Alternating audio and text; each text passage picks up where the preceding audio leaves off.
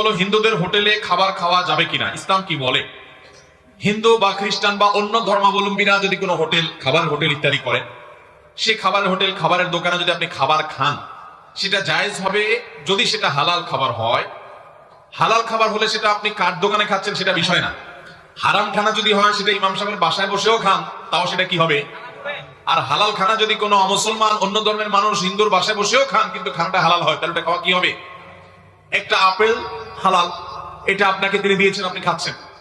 অথবা তার দোকানে গেছেন, আপনি এক বোতল পানি ইনটেক কিনেছেন, আপনি পান করছেন। বা কোনো খাবার আপনি কিনেছেন যেটা হালাল, সেটা হিন্দুর দোকানে বসে খেলে যে হারাম হবে এমন কোনো কথা। তবে যদি সন্দেহ হয় যে এই খাবারের মধ্যে কোনো হারাম নাপাক কিছু মিশায় কিনা, ধর্মীয় কারণে বা অন্য কারণে, যদি এরকম জোরালো সন্দেহ হয় এবং এরকমটি অহরহ মিশানো হয়, এরকম যদি আপনি জানেন, তাহলে তো সেটা আপনার তাকওয়ার দাবি হবে ওই সন্দেহপূর্ণ বিষয় থেকে দূরে থাকা। দামা ইউরিবুকা ইলা মা লা ইউরিবুকা, হাদিসে আসছে যেটা সন্দেহপূর্ণ